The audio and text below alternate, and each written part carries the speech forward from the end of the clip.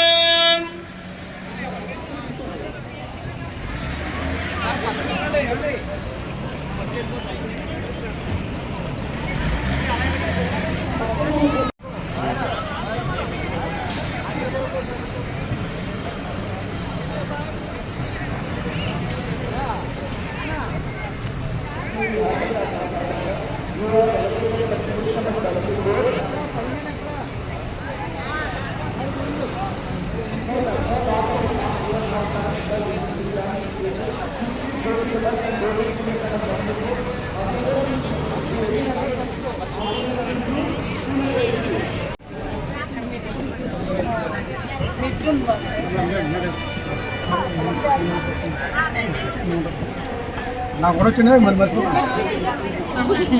ఎవరు చెప్పండి